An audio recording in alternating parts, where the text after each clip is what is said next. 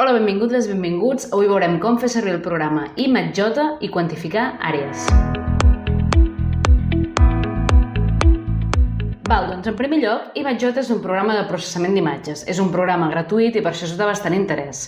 Ens ofereix moltíssimes possibilitats. Una d'elles que veurem avui és com fer quantificacions d'àrees a partir de fotografies on hem posat una escala de referència.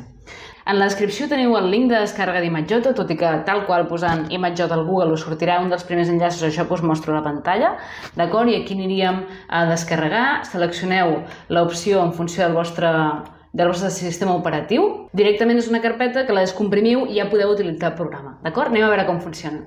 Aquí veieu el meu escriptori, faig doble clic per obrir l'ImageJ. Ja s'ha obert ImageJ. ImageJ és només aquesta barra que tenim, aquesta barra d'eines, amb múltiples opcions per fer anàlisis d'imatges, d'acord? A partir d'aquí començarem a treballar. No perdeu l'ocasió de fer una ullada a les diferents opcions que hi ha, no? Els típics menús per obrir les imatges, per editar-les, no? Hi ha un seguit d'eines. Us recomano que us entretingueu una estona per veure les grans quantitats d'opcions que ofereix. Avui anirem directes a com fer quantificacions d'àrea. D'acord? Per fer-ho, tinc aquí algunes fotografies d'exemples d'àrees foliars. Farem això més petit, d'acord? Per exemple, fotos tipus aquestes, on tenim diferents fulles amb un regle de referència que ens permetrà escalar la imatge i quantificar de forma exacta l'àrea que tenien aquestes fulles. Per exemple, anem a veure com quantificar l'àrea d'aquestes fulles de l'espècie Pistacea lentiscus. Primer de tot, obrim la imatge. Per obrir-la, podem fer-ho a través de File, Open, o bé a través d'arrossegar la imatge directament sobre aquesta barra que és l'ImageJ, d'acord? Jo ho faig directament així, que és molt més fàcil. D'acord, un cop els tenim aquí obert, fixeu-vos que amb Control i el ratolí podem ampliar, podem allunyar-nos, no? Podem fer més gran aquesta finestra, si ho volem, el que vulguem, d'acord? Estic fent Control i jugant amb la rodeta del ratolí. Bé, volem saber l'àrea d'aquestes fulles, no? Perquè, per exemple, volem quantificar l'àrea foliar o altres paràmetres com el Leaf Mass Area o l'Specific Leaf Area. No volem saber quanta àrea ocupen aquestes fulles que estan numerades i aquí tenim diferents mostres. En primer lloc, necessitem dir-li a ImageJ quina és l'escala d'aquesta imatge, quan seria un centímetre de realitat. Pot ser que vosaltres tingueu imatges. Per exemple, aquesta imatge s'ha fet en una taula on hi havia un regle, pot ser que tingueu imatges d'escàner que sempre tenen la mateixa distància o pot ser que estigueu fent fotos i a vegades esteu més amunt i més avall, de manera que canvia l'escala. Per tant, cada cop que fiqueu una fotografia nova, caldrà indicar quina és l'escala. Per fer-ho, ens acostem al màxim possible amb aquest control i rodeta, sí, fem zoom o a través de fer zoom en el menú, ens acostem al màxim possible a la nostra referència. En aquest cas, per exemple, agafarem a 1 centímetre, la distància d'1 centímetre, entre el 13 i el 14. Espera, agafaré un que es vegi millor, potser, entre el 18 i el 19. Recordeu ampliar al màxim en aquell moment, en aquest espai en què serà la nostra escala, perquè sigui el màxim de precís possible. Canvio l'eina, per exemple, em poso la mà per poder arrossegar una mica millor, d'acord? I situar bé aquest centímetre de referència ben bé al mig. Selecciono aquesta eina, que és per fer una línia, i marco des del punt en què comença el centímetre, mantinc apretat, fins al punt en què comença el centímetre següent, d'acord? Assegureu-vos de ficar bé el punt, que realment sigui l'escala que vosaltres voleu. Un cop ja hem seleccionat el que serà 1 centímetre, fem clic a Analyze, Set Scale, d'acord? I aquí ens diu quina quantitat de píxels ha trobat entre aquest vector que l'hem posat, quants píxels té. I nosaltres l'hem d'introduir quina distància és per nosaltres aquesta quantitat de píxels. Nosaltres li diem és 1, d'acord? És 1 centímetre per nosaltres. Aquí ens dona l'opció de posar-li les unitats, tot i que això simplement té interès per si després extrapolem a les mesures que ens posin unitats, però no implica res en el programa, perquè per ell el que posem aquí no significa res, d'acord? Posarem centímetres, però no és necessari fer aquest pas, però ens va molt bé perquè aquí sota ja ens diu la correspondència, no? 187,3 píxels són 1 centímetre, d'acord? Li diem acceptar i ara l'ImageJ ja té aquesta escala posada. Ja sap que aquesta quantitat de píxels en aquesta imatge seran 1 centímetre. Per tant, ja podem fer quantificacions. En aquesta imatge concret teníem aquestes diferents mostres i una de les opcions més fàcils per quantificar l'àrea i més directes, tot i que una mica més feixugues, és seleccionar aquesta eina de dibuix de polígons, ens acostem altre cop al màxim i dibuixem els límits de la fulla. Fent clic, definim els diferents punts, d'acord? Ho hauríem de fer el màxim de precís possible, ens podríem anar acostant amb la rodeta i el control, o ens podríem anar allunyant, d'acord? El màxim de bé possible. Jo ara ho faré ràpid, simplement a mode d'exemple. Sí? Després podem modificar els punts que hem fet, per exemple, aquest potser se m'ha anat una mica més lluny de la fulla, etc etc. D'acord? Aquí tanquem. I aquest punt, per exemple, m'agradaria moure'l, aquest també m'agradaria moure'l, d'acord? Ajustem una mica. En el punt que jo faci clic fora d'aquesta àrea ens desapareix aquesta selecció, val? Per tant la mantenim. Faig zoom enrere i fixeu-vos que em queda aquesta fulla seleccionada. D'acord, per saber quins centímetres quadrats hi ha aquí dins, simplement fem Ctrl M o B, Analyze Measure, d'acord? En el moment que li demanem Measure, ens salta un menú, que perdoneu que m'ha saltat a l'altra pantalla, us saltarà aquest menú d'aquí, d'acord? En què ens surt una informació. Què passa? Aquesta informació, ara mateix, què vol dir mitjana 86? No ens diu res. Què és aquesta data? D'acord. Abans d'obtenir els nostres resultats, hem de demanar com volem que ens ensenyi els resultats. D'acord? Tanquem aquests resultats, de moment no els guardem, i hem de dir-li què volem que ens mesuri, perquè hi ha moltíssimes opcions. D'acord? Aquí a Analyze li demanem Set Measurements. Aquí ens dona moltes opcions i està marcada, per el que jo havia fet abans, Mean Gray Value. Simplement és el valor de gris, el valor de color que tenia de mitjana l'àrea seleccionada. Per tant, que és aquell número que ens apareixia. No té interès per nosaltres ara això, el que ens interessa és l'àrea. Fixeu-vos que podeu demanar totes les mesures que vulgueu, el centroide, el mínim i el màxim de color, hi ha moltíssimes opcions, d'acord? De moment farem simplement l'àrea, perquè és la que té més interès ara mateix per nosaltres, i aquí podem editar també el nombre de decimals que ens ensenyi. Per exemple, ho pujarem a 4. D'acord? Li diem OK, i ara ja ha integrat la informació que volem de les mesures, i ara sí, li donem a Analyze, Measure o Ctrl M directament.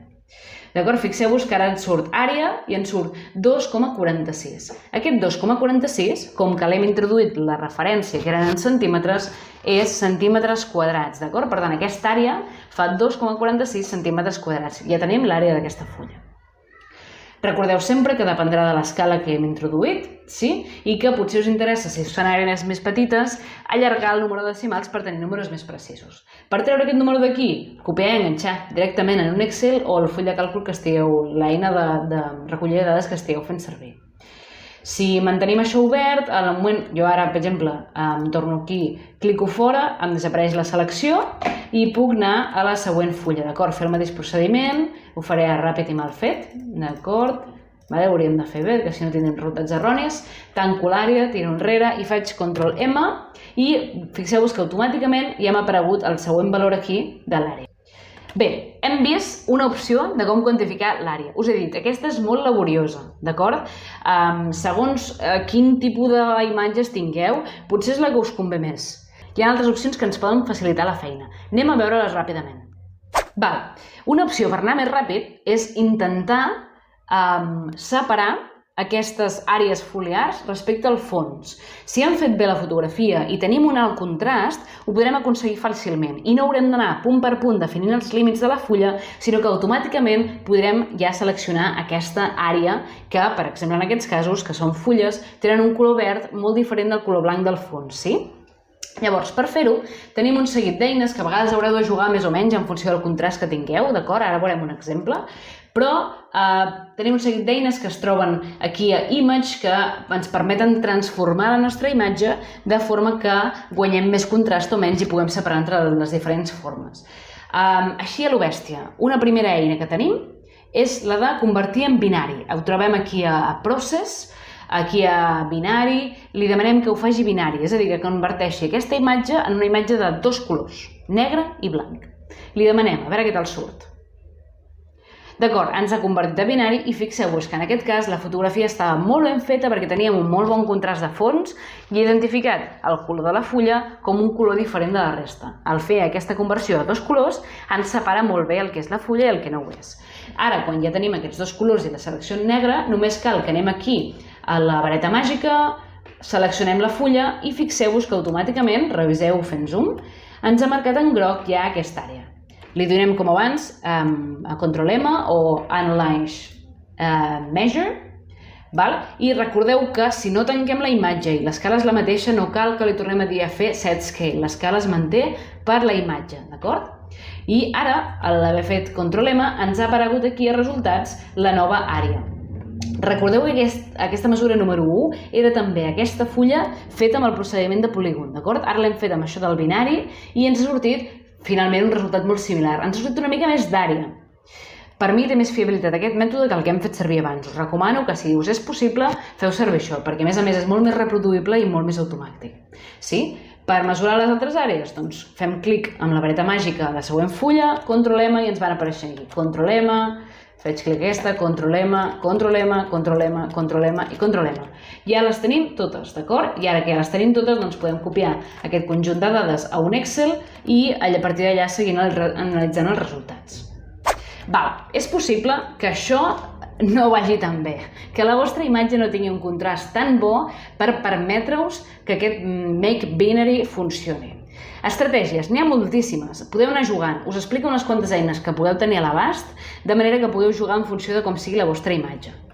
Per exemple, una cosa que podríem provar, tiro enrere, he fet Ctrl Z per recuperar la imatge com estava abans, una cosa que podríeu provar és,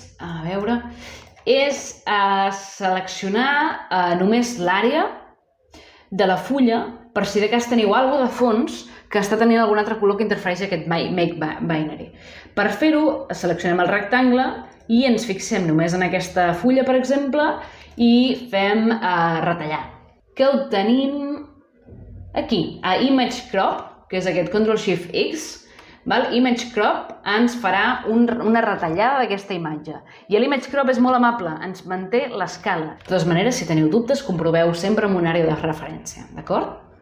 Bé, ara que tenim aquesta fulla aïllada, serà molt més fàcil que quan fem el process binary, Make Binary, serà molt més probable que ho faci bé, perquè aquí té menys colors amb els quals escollir fer aquest binari o no, d'acord? És una de les opcions. Altres de les opcions que tindreu és jugar amb els colors que té la imatge. L'ImageJota t'ofereix, per exemple, aquí, des d'Image Adjust, t'ofereix aquestes opcions de Threshold i Color Threshold, que al final és escollir en funció d'un llindar de color, escollir una àrea en funció d'un llindar de color. Llavors, podem fer manualment el llindar que faci aquesta diferenciació de color. D'acord? Per exemple, per veure-ho així tal qual... Sí. Abans de fer aquesta opció haureu de convertir probablement la vostra imatge a una d'aquestes opcions que us proposa aquí. Depèn de com tingueu la vostra imatge. De les opcions que ens donarà per convertir-ho, una opció és jugar amb separant diferents capes la nostra imatge. D'acord? Això és una imatge RGB, per tant, una de les formes de desglossar-la és amb les capes R, G i B. Per tant, vermell, verd i blau. Això ho fem a través d'Image, Type, i en comptes de tenir-ho com a imatge RGB, ho convertim en un conjunt, una pila de RGB, de R, G i B. També tenim l'opció de fer-ho amb HSB, que és un altre sistema, o amb Lab. Començarem amb RGB. Llavors, quan fem clic, aquí ens apareix aquesta barra de navegació on tenim primer la imatge de red, ho veiem aquí dalt, la imatge de green i la imatge de blue. En els tres casos posat en escala de grisos, per això aparentment són semblants. Però fixeu-vos que hi ha petites alteracions amb la intensitat del color gris. D'acord? En aquestes imatges, potser en alguna, per exemple aquesta, veiem que la fulla destaca més respecte al fons. Per tant, podríem provar si a través d'aquesta edició de la imatge, en aquesta capa del blau, podem separar millor el fons de la nostra fulla de referència. D'acord? I li demanem Image Adjust Threshold. Aquí, fixeu-vos que ja ens separa molt bé el que són les fulles del blanc. Però aquí fixeu-vos que teniu la possibilitat d'editar què voleu que us agafi. D'acord? Com fer aquesta separació en dos espais. I fins i tot dir-li, no, vull que el fons sigui el que m'eliminis o vull que siguin les fulles el que m'eliminis. Aquí amb Dark Background invertim el procés. I jugant amb això, doncs podríem aconseguir, per exemple, aquí, per algun motiu, aquestes d'aquí sota tenen un color lleugerament diferent de les de dalt. Doncs jugant amb això hauríem de trobar quin és el punt perfecte que ens separa bé les nostres fulles. Us podeu guiar per aquesta forma, anar jugant una mica a veure com surt, etc. Comparar-ho, per exemple, amb una que feu manualment per assegurar que ho esteu fent el màxim de bé possible. Quan ja ho tenim, li donem a aplicar li direm acceptar i ens ha convertit en make binary editant aquest llindar, editant aquest threshold. I per tant, altre cop com abans, podem fer servir la vareta màgica per seleccionar les fulles en concret. Sí? Bé, abans hem dit que també una altra opció que teníem era fer servir altres capes. A vegades us serà molt útil segons quin tipus de foto tingueu, d'acord? En aquest cas hem vist que era molt fàcil delimitar l'àrea de la fulla perquè tenia una forma molt regular i fàcil de delimitar també en polígon. Però pot ser que us trobeu en casos en què no és tan fàcil com, per exemple, aquest tipus de fulles presenten un altre tipus de dificultat i, per tant, ens serà molt útil jugar amb aquest make binary, d'acord? O, per exemple, tingueu altres casos en què voleu analitzar la quantitat de capçada que teniu a sobre. També seguirem un procediment similar, d'acord? Potser heu de jugar, ajustar amb el llindar l'àrea que us interessa més aviat, potser amb el make binary no surt directament perquè aquí, per exemple, tenim més interferències d'altres colors, però finalment ho farem de la mateixa manera. Bé, doncs fins aquí aquesta introducció al programa ImageJota, d'acord? Hem vist com quantificar àrees, però és un programa que té múltiples aplicacions, diversos aspectes de processament d'imatges, d'acord? I el més important és que ens permet automatitzar tasques a través de scripts, a través de programació que podem generar loops, bucles que ens permetin actuar sobre moltíssimes imatges i treballar de forma realment molt automàtica. D'acord? Recomano fer-hi una ullada, intentaré penjar algun tutorial més d'algunes coses pràctiques que us poden ser útils i res, molts ànims!